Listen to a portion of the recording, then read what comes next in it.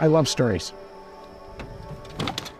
Every career I've been in, canoeing, outfitting, firefighting, hunting, a big part of the ritual is getting together and telling stories.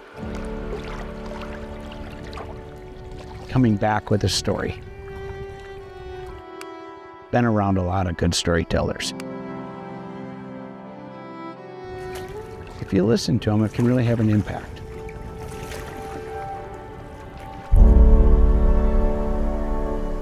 When I was about 8, my grandpa had a stack of really old Alaska magazines. They came every month, and I would just look through those. And they're just pictures of log cabins and people paddling and hunting and climbing a mountain.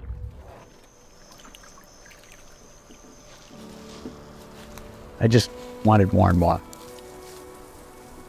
Who can I be? Who can I become?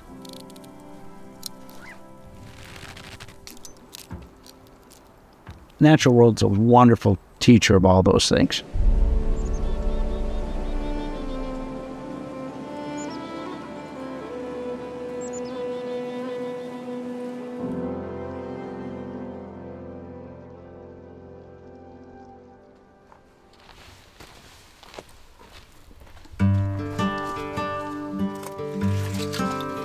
I'm Timo Rova. I'm from Minnesota.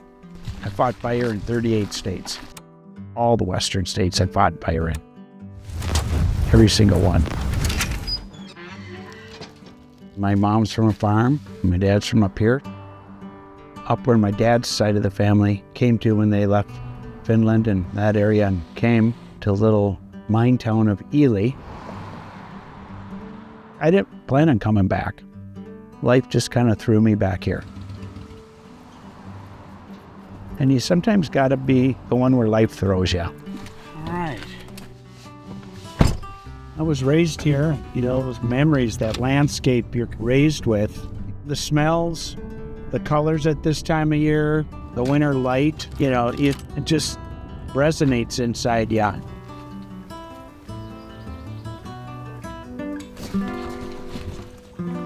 It does feel like home.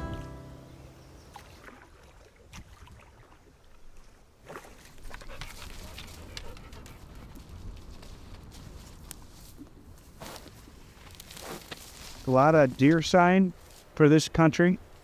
So if you're in Iowa or southern Wisconsin or something, this would be nothing. But for us, we're seeing some. I saw some moose tracks back there too.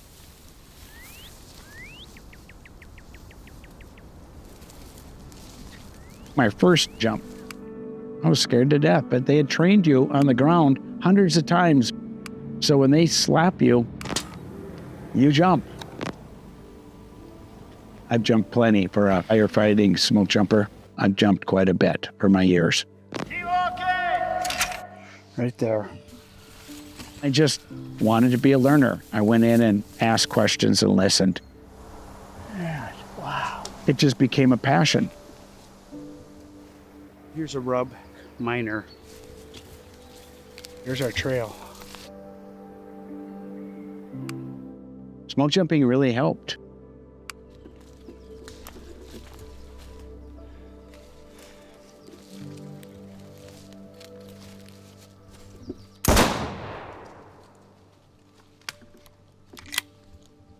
Got one.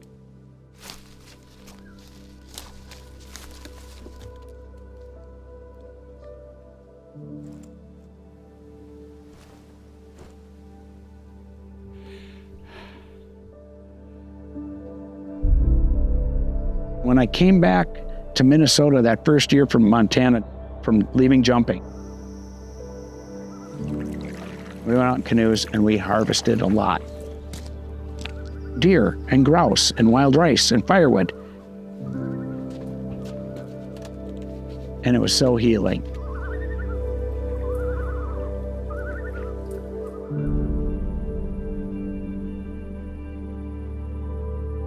You're a tiny little piece of something that's so big and beautiful.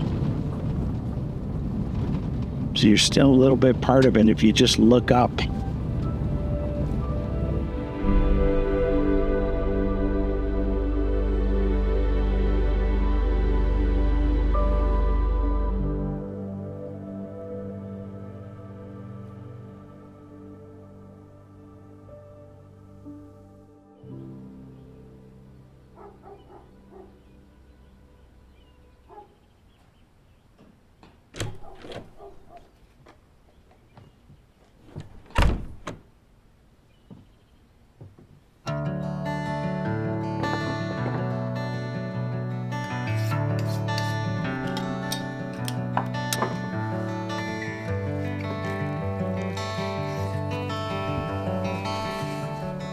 I was wanting something authentic to the land, to community, to what my people did, how they used to live.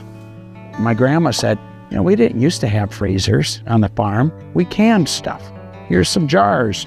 Go buy lids. Here's my canner. She gave me a recipe. And I canned so much moose and deer, I used that canner until it broke. I had a calendar on what you can harvest when and what you should. What can we eat and how much do we need a year to make it through and share? I think that way.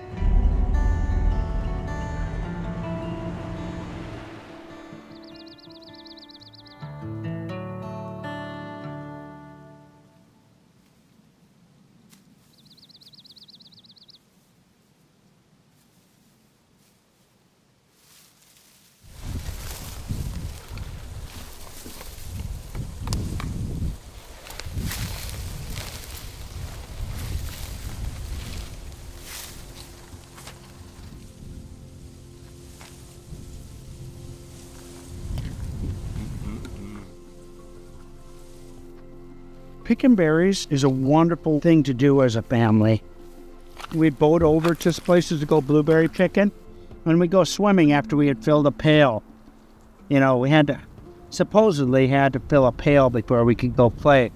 It was an incredible adventure to have as a young kid, and it was time spent as a family doing it.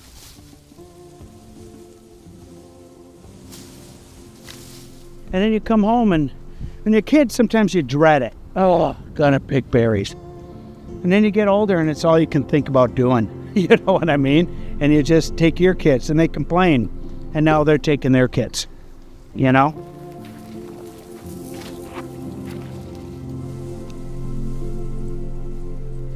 some more. And as you start picking, all some more and more appear.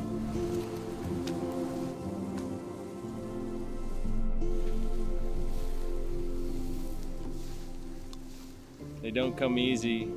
Never not known berry picking. Yeah.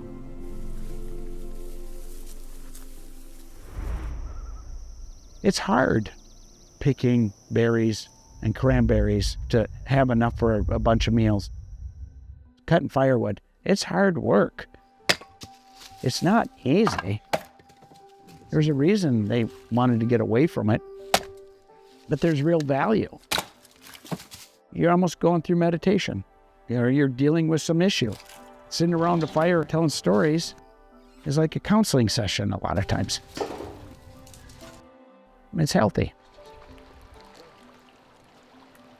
Those things continually bond people over and over. So I think part of the spiritual and ethic and that of outdoors is when you get around other people, a lot of times you bond and you have community. Yeah, we came here all the time as kids and all through our whole life. This has kind of been a real centering place. And that sauna, kind of sacred a little bit. And the whole ritual, it's where you come when you're special or hard times in your life.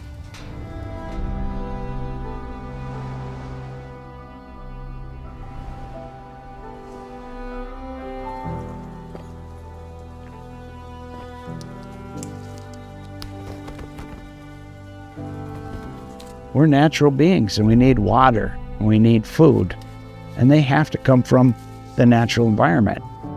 And because of that, I think we find solace in being outdoors and being active and being healthy.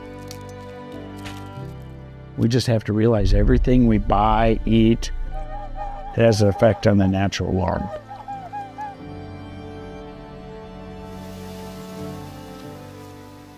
When you take a life, you really realize you took a life. You can eat something that you saw give its life, a plant or an animal, and you can be reverent of that. A connection. We are part of it. Without that, what are we? Welcome to Minnesota.